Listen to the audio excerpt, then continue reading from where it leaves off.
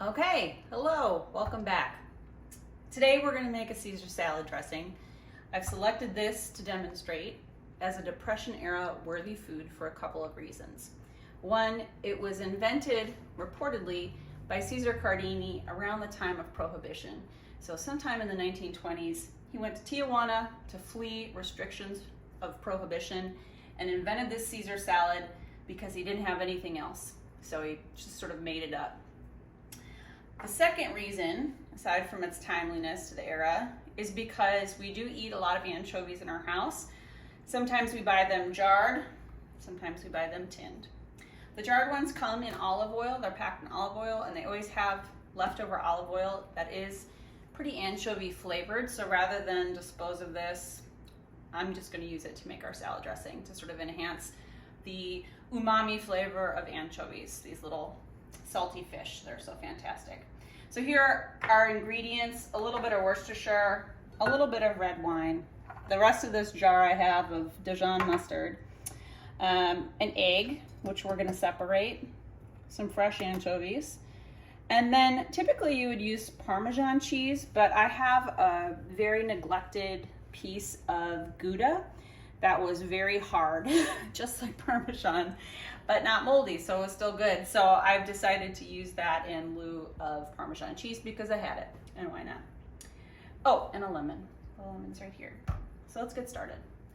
I'm gonna start by separating my egg, and I already have a little dish set aside. I keep the egg whites, and then when I make a scrambled egg or some sort of egg dish, I'll just throw it in. I do buy local eggs at my farmer's market, so I know that they're really fresh, which is important in this dish. You don't want to use an old egg because you are eating raw egg yolk. Of course, I'm supposed to say things like eating a raw egg is dangerous for people who are immunocompromised and pregnant. Hopefully you don't fall in that category. Okay, there we go. I can also cut my lemon. We're probably going to use about half the lemon. This is something I found at Goodwill. I think it cost me somewhere on the order of $1.99 or $2.99. It's a citrus reamer, and it's really nice because it has the pour spout and it has the handle, which makes it easy to use. I'll just fish out my lemon seeds. I don't really want to add those to my dressing. They're kind of bitter. Okay, it looks like I got the big ones.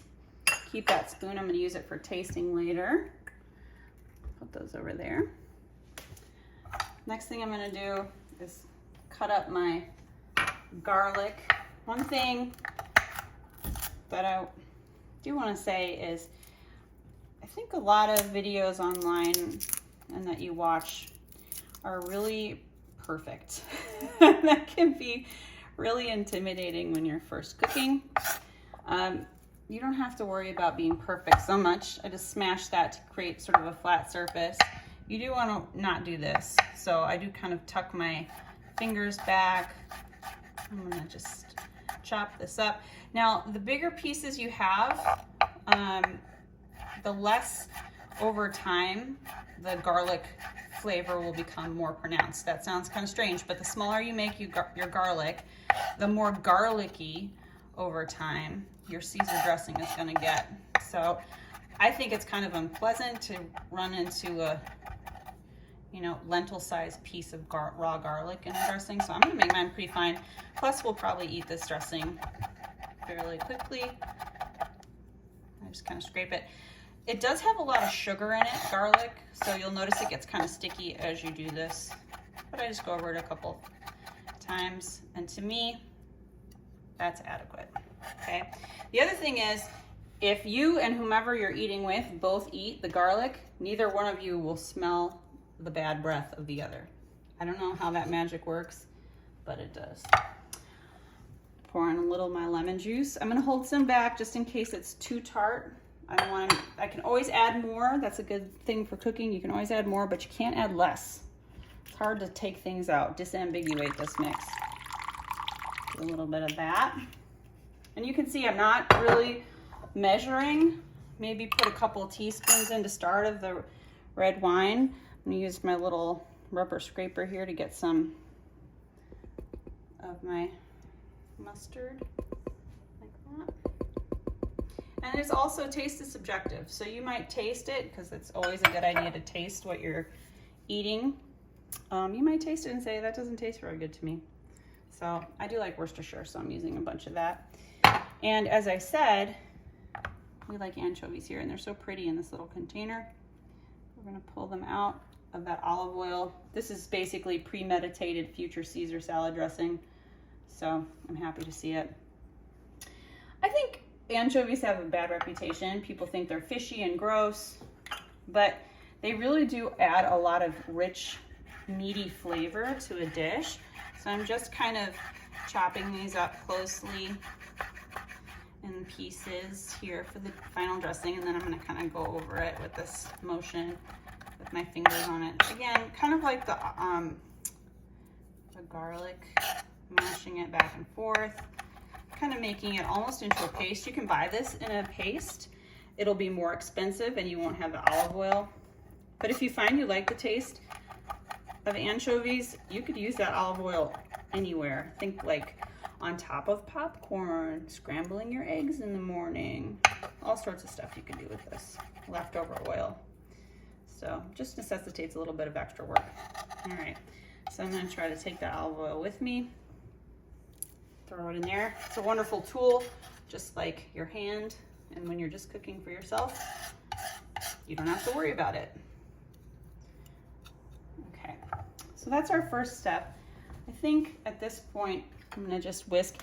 You can see that I've put my ingredients into a heavy dish. This is an enameled pot, cast iron. It is another thing I got at a thrift store. So you'll notice some chipping on the enamel. That doesn't affect its performance, but it's nice and heavy. So I lined it to be sort of slip proof, and then put my bowl in so I could stir, because we're gonna add oil at the same time in just a moment. So I just mix that around. Anchovies are salty, so you want to take that into account and not over salt. The dressings generally should be a little saltier than you might like to taste initially, because they're going to be put on things with no salt, like lettuce or vegetables if you want to dip that in. So I just put that in now. People have their preference. That's mine. Okay.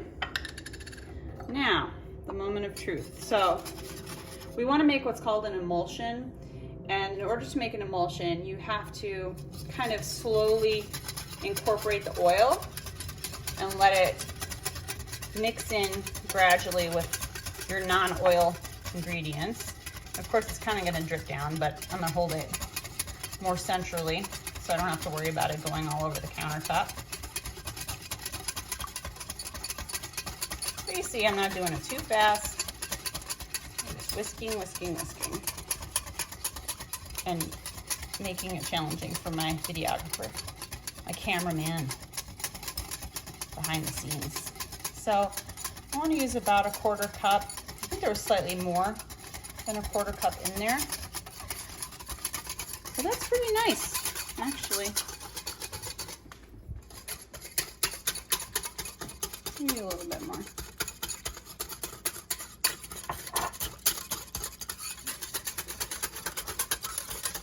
Before I add the cheese, I'm just gonna taste the base flavor, because I'm gonna add cheese to this mixture. I'm gonna use that same spoon that I used to pull out those lemon seeds. Sometimes I use my finger. Again, I'm at home and my hands are clean, so I trust myself.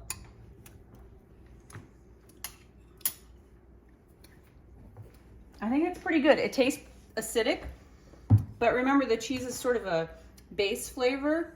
It dampens down that sort of tartness. So as you cook more, you'll learn how to taste things and see what you like. People's taste preferences vary.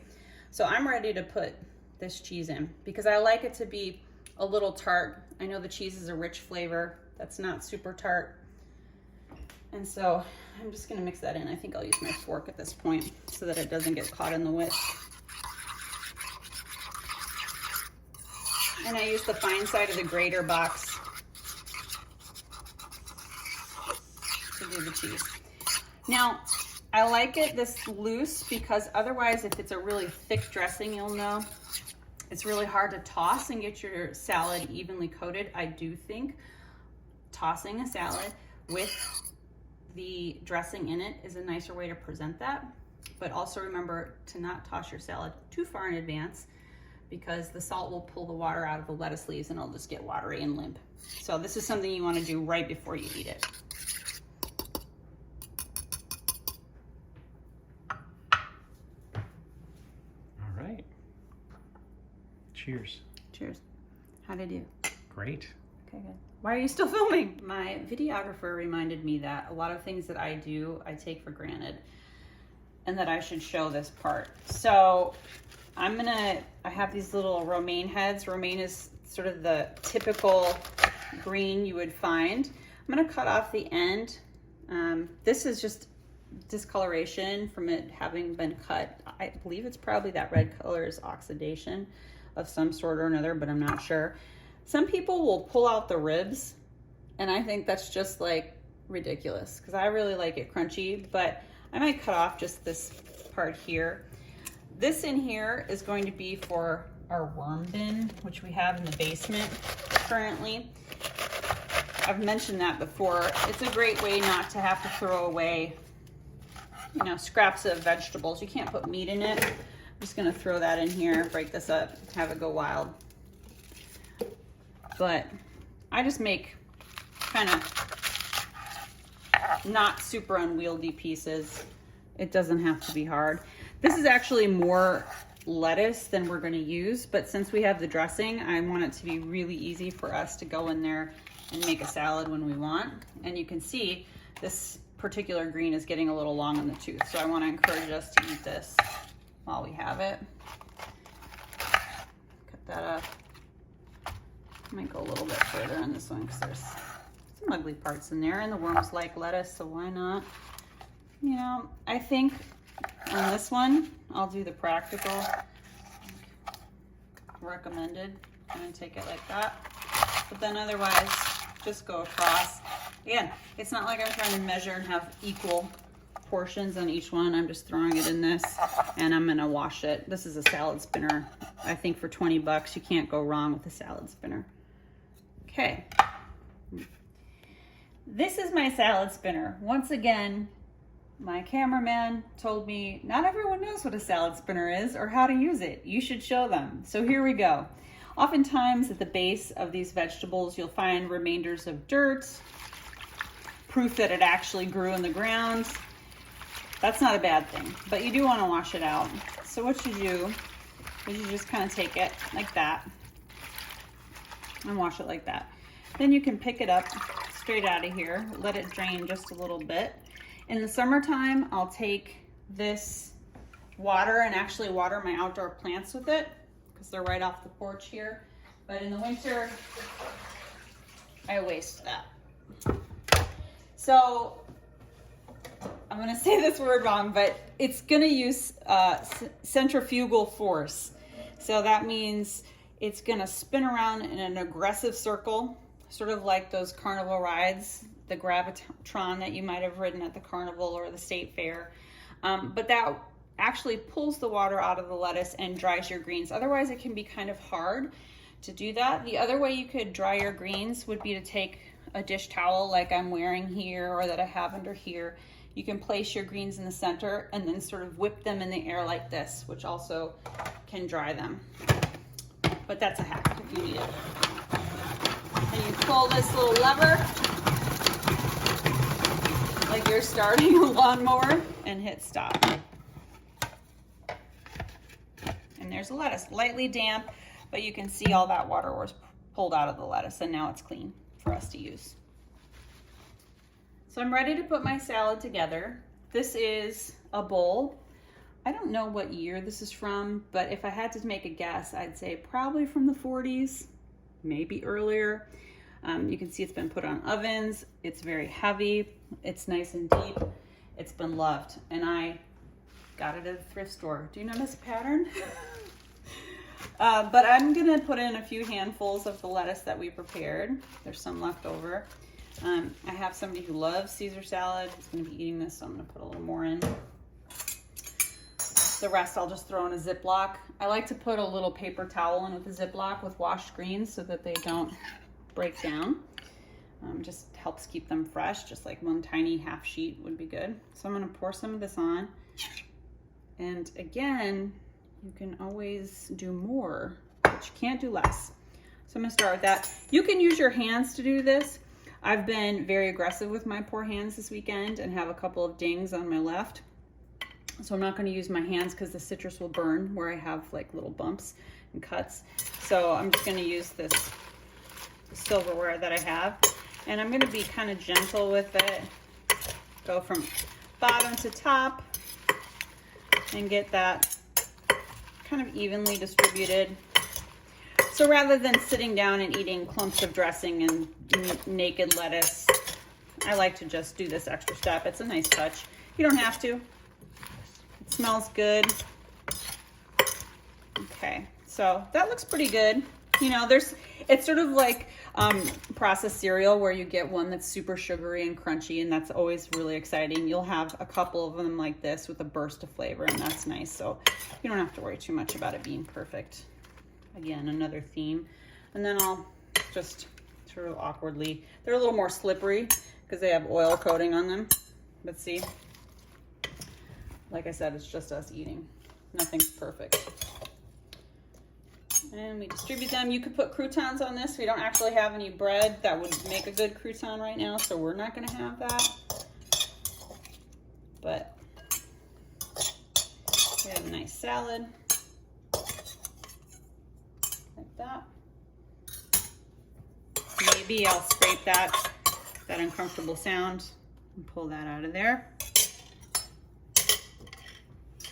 And then, as a nice touch, so if you have somebody who's afraid of anchovies, you might not want to do this the first round. Just let them know that the anchovies were in there after they eat it. But we like anchovies, so we're each going to have a couple on the top. If I can get them out of here. Like that. Put them in like that. It looks very impressive when you make your own salad dressing. And as you see, it's not that hard.